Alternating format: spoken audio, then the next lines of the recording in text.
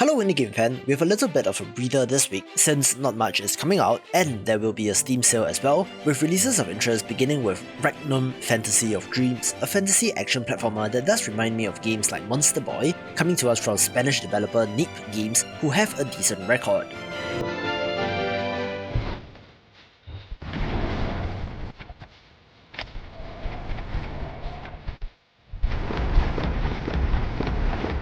Rayna Survivors is the latest bullet heaven roguelite, being a 3D title that might be interesting, although honestly, there have been so many of these that I don't really know what to expect anymore.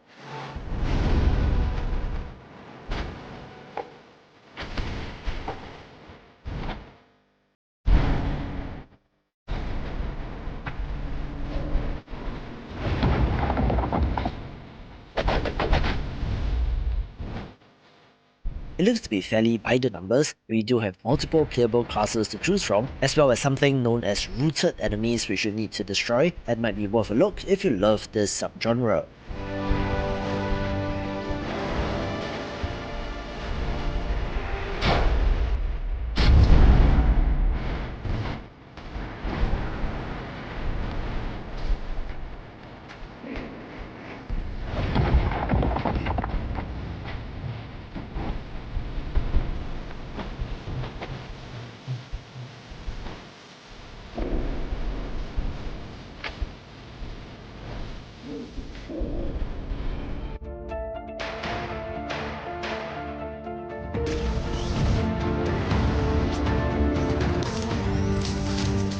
If you love freeform sandbox builders, Rawbots might be of interest, where you're building, customizing, and even programming your own robot.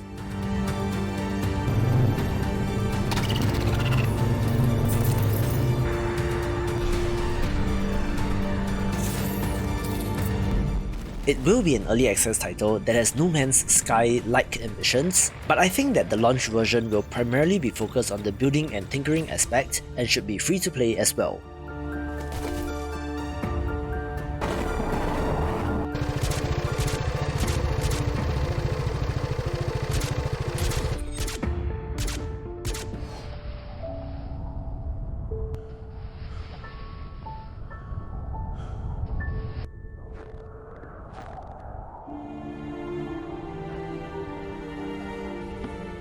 First-person sims have a funny way of taking off in popularity, which is why Climber Sky's the Limit got my attention, a first-person survival mountaineering title where you have to plan and execute on your expedition.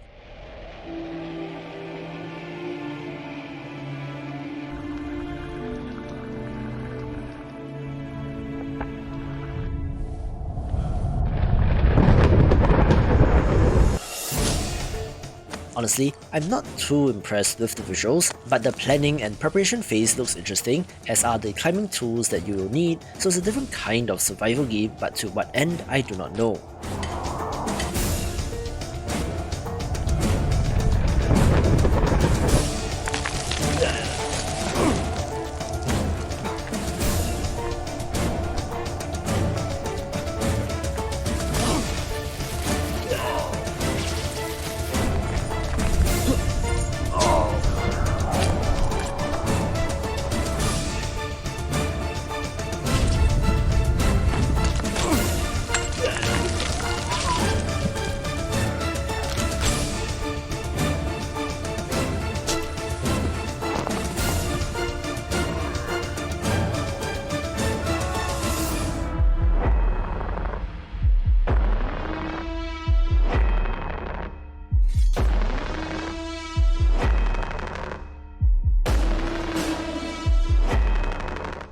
An interesting looking deck building RPG is Sefirot Shards, a classic looking title with turn-based combat.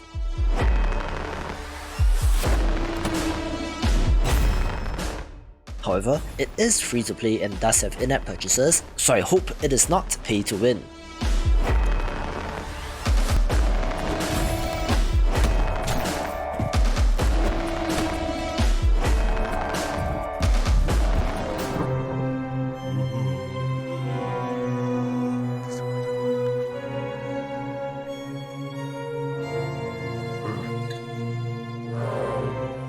Alright, Right, evidently some slim pickings this week, but I promise the top 5 are more interesting, such as Cats and the Other Lives, a narrative adventure game that tells the tale of a broken family and their secrets through the lens of their cat.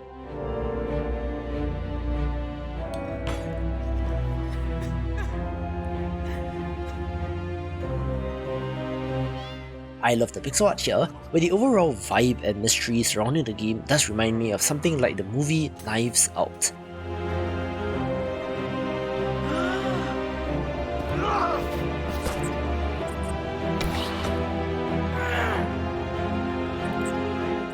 It is, however, not your average beautiful, relaxing adventure game, but rather seems sinister as well.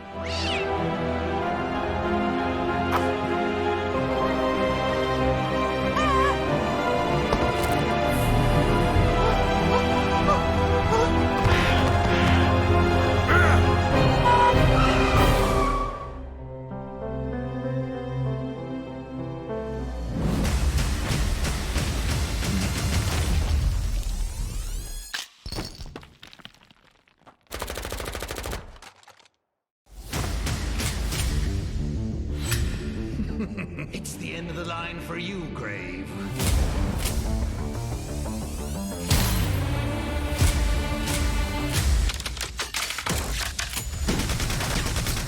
A lot of people were surprised when Gungrave G.O.R.E got announced, the latest entry in the Gungrave series of third-person shooters that dates way back to 2002, where 20 years after the release of the first game, we have this entry which is weird but interesting.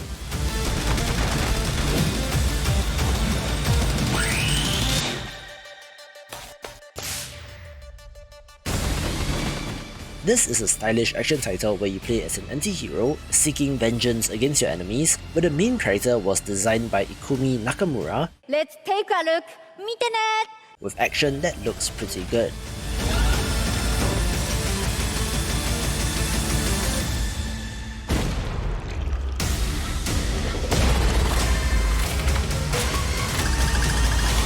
This is Control Center speaking. Get hold of Terrasites and escape from Earth. Don't you know who I am?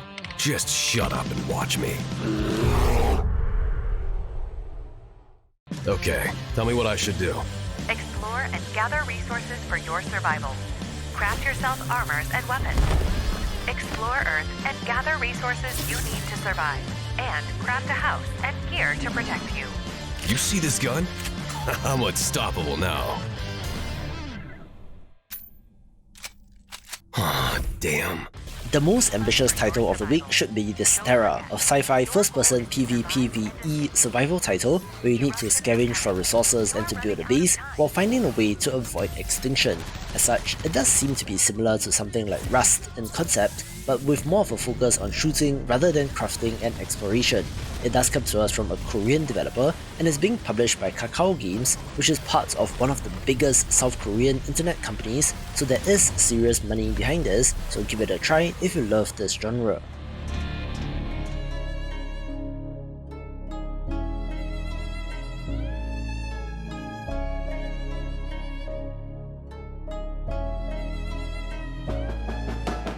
Another bigger title of interest is Evil West, coming to us from developer Flying Wild Hog, who made games like Shadow Warrior 3, where it's interesting to note that they partnered with Focus Entertainment, formerly known as Focus Home Interactive, for this project.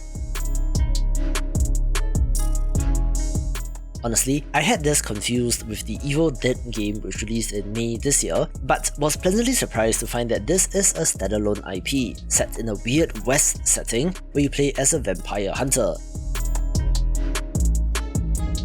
The action looks excellent and seems pretty polished as well, slotting into a gap in the industry between indie and AAA titles. Being an indie games channel, of course I have to give a special mention to this co-op seafaring roguelite, where you and a friend must work together to fight off monsters and to keep your vessel afloat in Ship of Fools. It looks similar to Lovers in a Dangerous Space-Time in concept, but hopefully the years since then have given them new ideas, where there is also a single player mode but is probably best with friends, where you can watch this video for a look at upcoming games of 2023.